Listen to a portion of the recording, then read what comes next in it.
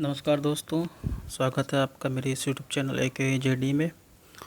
और जैसा कि हम लोग की एक मुहिम है जिसके तहत हम लोग अलग टॉपिक्स के इम्पोर्टेंट वीडियोस को हर टॉपिक से कनेक्ट करके एक वीडियो बना रहे हैं। तो उसी मुहिम के तहत ये मेरा नेक्स्ट वीडियो है जिसमें हम लोग बात करेंगे प्रमुख देश एवं उनके राष्ट्रीय खेलों के बारे में। ठीक है, जैसे इंडिया का नेशनल गेम हॉकी है, वैसे ही अलग अलग देशों के राष्ट्रीय खेल भी हैं। तो आइए स्टार्ट करते हैं विभिन्न देशों के और उनके राष्ट्रीय खेल के बारे में। पहला, जैसा कि आपको पता है, भारत का राष्ट्रीय खेल हॉकी है। ऐसे ही अमेरिका और वेनेजुएला का राष्ट्रीय खेल बेसबॉल है।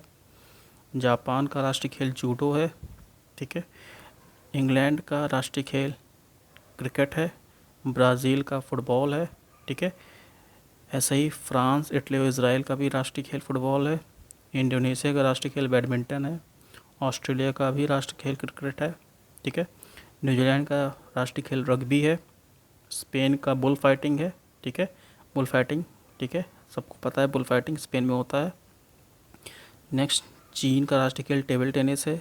मलेशिया का बैडमिंटन है। ठीक है, कनाडा का जो राष्ट्रीय खेल वो आइस हॉकी है।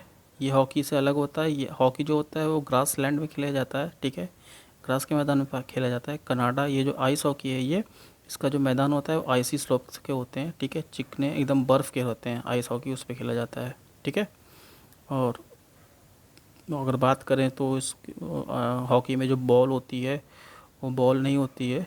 इस आइस हॉकी में जो बॉल होती है वो एक तरह से कैरम बोर्ड अगर आप खेलते होंगे तो जो उसका स्ट्राइकर रहता है उतनी उससे भी थोड़ी सी मोटी स्ट्राइकर फॉर्म की एक बॉल होती है जिससे इसको एज ए गेंद के फॉर्म में खेला जाता है। ठीक है, आइस हॉकी। भूटान का तीरंदाजी है जिसे इंग्लिश में आर्करी बोलते हैं। ठीक है, रूस का राष्ट्रीय खेल शतरंज है। ठीक है, कार्लसन मैक्सन सबको पता है। और कार्लसन मैक्सन के बारे में अगर आप जानते हैं तो आपको विश्वनाथन आनंद के बारे में भी जानकारी होनी चाहिए। ठीक है, हमेशा दोनों आमने सामने की 19-20 की टक्कर होती है। ठीक है, नेक्स्ट, पाकिस्तान का जो राष्ट्रीय खेल है वो हॉकी है।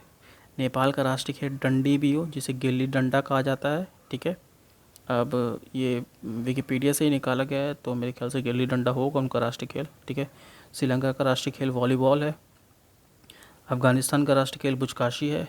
बुजकाशी एक खेल होता है जिसमें बकरे की खाल के अंदर वो लोग कुछ भर के उसको उसको मतलब घोड़ों पे बैठ के उसके साथ खेलते हैं। मतलब जो उस बकरे की खाल से भरा जो भी अंदर बालू या कुछ भी रहता है उसको लेके एक एक सर्किल बनाए रहते हैं, उसमें अगर उसको डाल देते हैं तो वो जीत जाता है। और उसको डालने से बचा उस गोले में डालने से बचाने के लिए उस बहुत सारे लोग प्लेयर्स होते हैं वो सब आपस में भिड़ते भाड़ते हैं। ठीक है, तो बुजकाशी अफ़गानिस्तान का राष्ट्रीय खेल है।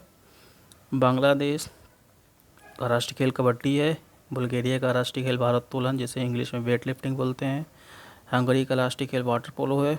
ठीक है, ईरान का राष्ट्रीय खेल कुश्ती है जिसे इंग्लिश में रेसलिंग बोलते हैं।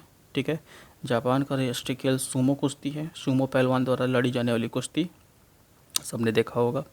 नॉर्वे का राष्ट्रीय खेल क्रॉस कंट्री स्काइंग है। ठीक है, स्कीइंग है। ठीक है, स्कीइंग मतलब बर्फ़ पे वही जो नीचे फुट पे पैड लगा के वो स्कीइंग करते हैं। ठीक है, नेक्स्ट स्कॉटलैंड का राष्ट्रीय खेल गोल्फ है। और साउथ कोरिया का राष्ट्रीय खेल ताइक्वांडो है। ठीक है, और स्विट्ज़रलैंड का राष्ट्रीय खेल शूटिंग और जिम्नास्टिक है।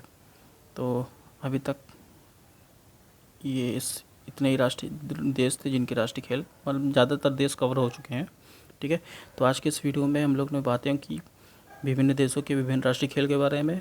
और इससे रिलेटेड क्वेश्चन आ रहे हैं, धीमे धीमे आना स्टार्ट हुए हैं, क्योंकि मैंने एक एग्ज़ाम दिया था उसमें पूछा गया था, उसमें पूछा था कि श्रीलंका का राष्ट्रीय खेल क्या है। ठीक है, तो मेरे इस वीडियो बनाने का मकसद उसी क्वेश्चन से है, क्योंकि अब धीमे धीमे क्वेश्चन इधर तरफ भी रोटेट होते हैं। अब वो पुराना ज़माना जहाँ चला गया कि पूछा जाएगा कि बाबर के पापा का नाम क्या है या बाबर के बेटे का नाम क्या है। ठीक है, अब वो कंपटीशन उस लेवल का कंपटीशन नहीं रहा, कंपटीशन का लेवल हाई हो रहा है।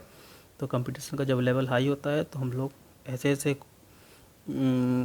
कंटेंट को भी पढ़ना चाहिए जिसके बारे में आज तक कोई चर्चा न की गई हो। ठीक है, और एग्ज़ाम पॉइंट ऑफ व्यू से इम्पोर्टेंट भी हो जाता है।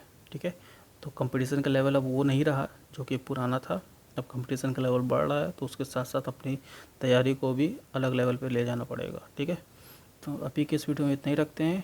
आने वाली नेक्स्ट वीडियो में हम लोग नेक्स्ट नए टॉपिक के साथ आएंगे। तब तक के लिए बाय बाय, गुड नाइट।